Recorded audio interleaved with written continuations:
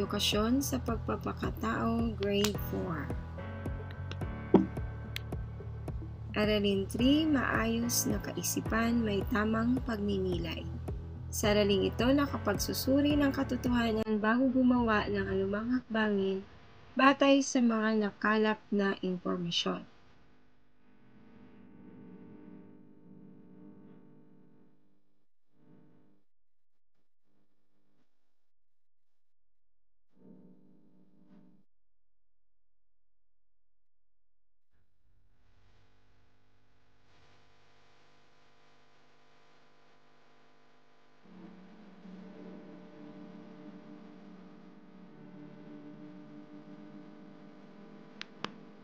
Unang araw, basahin mabuti ang salaysay. Gaya-gaya, hindi nagpapahuli si Joan sa uso. Ang mga damit, sapatos at iba pang gamit niya ay laging nasa uso. Mahilig kasi siyang gumaya sa mga artista sa telebisyon. Kung ano ang isinusuot na damit ng paborito niyang artista, siya ring ipabibili ni Joan. Sang araw, sumama si Joan sa kanyang nanay sa pamimili. Nang makita ang sabong na panood sa telebisyon, ay agad siyang nagpabili sa kanyang nanay. Binasa ng nanay ang nakalimbag na impormasyon sa kahon. Ipinaliwanag niya kay Joan, ang sabong ito ay mayroong mga sangkap na hindi angkop at hindi makabubuti sa iyo. Bakit po nanay? Ang tanong ni Joan. Iba ang kutis ng batang tulad mo sa kutis ng mga higit ang edad sa iyo. Sensitibo pa ang balat mo, baka kung ano pang mangyari sa kutis mo. Hindi lahat ng ginagawa o ginagamit ng idolo mo ay gagayahin mo. Ang dagdag ng nanay. Opo nanay, ang sagot ni Joan. Simula noon ay hindi na siya muling naging gaya-gaya at lagi na niyang inaalam muna ang mga impormasyon tungkol sa anumang gamit o produktong ibig bilhin. Sagutin ang mga sumusunod na tanong. Maaring isulat ang sagot sa papel. Anong hilig gawin ni Joan? Katulad ka rin ba ni Joan na madaling maniwala sa iyong mga napapanood sa telebisyon? Nababasa sa mga babasahin at naririnig sa radyo? Ipaliwanag ang iyong sagot.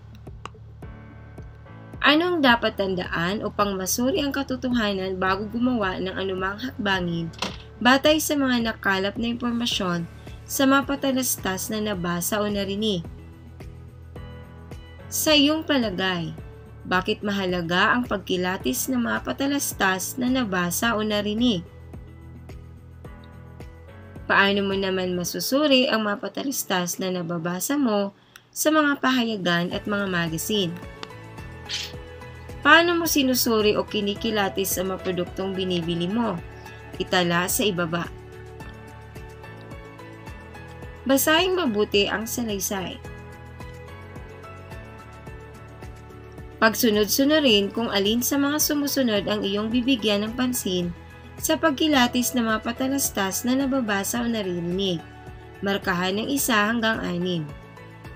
Ang tao artistang nagpapakilala sa patalastas, mga produktong ipinakilala sa patalastas, mensahe ng patalastas, mga sangkap ng produkto, katotohanan tungkol sa mga produktong ipinakilala, wikang gamit ng patalastas. Lagyan ng X ang kahon ng iyong sagot. Ano ang iyong saloobin sa mga sumusunod na pahayag?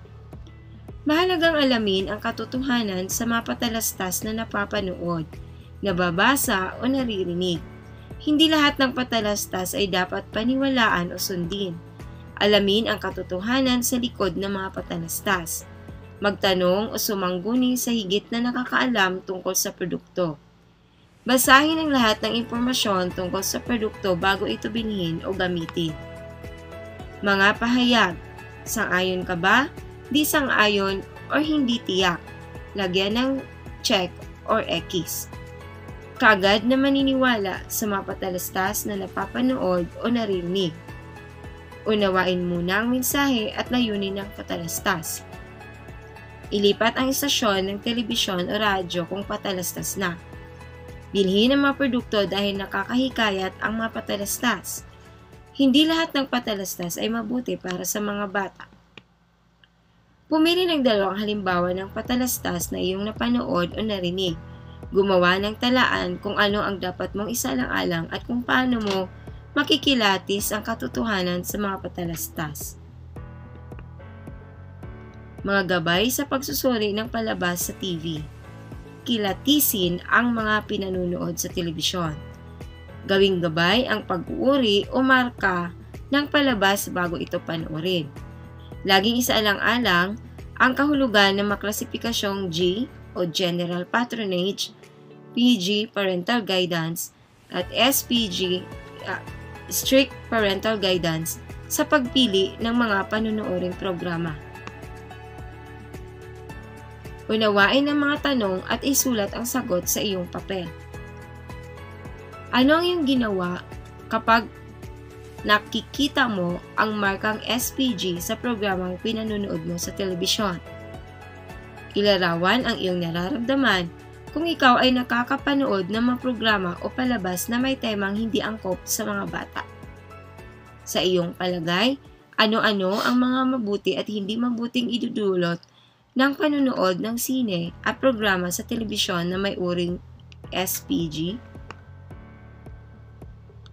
Isulat sapat lang ang tama kung gagawin mo at mali naman kung hindi mo gawin.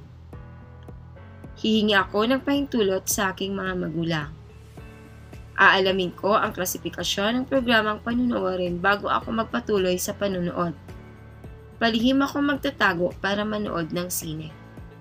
Magtatawag ako ng ibang makaibigan kung may mga masiselang tema ang aking panunuorin. Manunood ako hanggang gusto ko. Magtatanong ako sa aking mga magulang kung may mga bagay na hindi ko naintindihan sa aking pinanunood. Tatawagin ko ang aking mga magulang at ang mga nakakatandang kasapi ng pamilya upang gabayan ako sa panunood. Makikinig ako sa pangaral at patnubay ng aking mga magulang. Magiging mapanuri ako maging sa panood ng sine sa internet o sa DVD. O inawain ko at susuriin ang mga palabas na napapanood. Basahin ang mga sitwasyon, isulat ang sagot sa bawat tanong sa talahan na yan. Mga sitwasyon. Binago ang petsa o lugar ng pag-iensayo ng iyong klase sa pagdiriwang ng buwan ng wika. Hindi pa ito ipaalam sa iba at ikaw ang lider ng iyong klase. Ano ang gagawin mo? Paano mo susuriin ang sitwasyon o katotohanan? Pangalawa, inanyayahan kang maglaro sa parke ng kaibigan mo pagkatapos ng klase. Nagmamadali ang iyong kaibigan. Gusto niyang pumunta na kayo sa parke agad. Ano ang gagawin mo? Paano mo susuriin ang sitwasyon o katotohanan? Sa iyong palagay, mahalaga bang alamin at suriin muna ang katotohanan o tunay na pangyayari bago gumawa ng anumang hakbang? Bakit? Ipaliwanag ang iyong sagot. Isulat ito sa papel. Maraming salamat.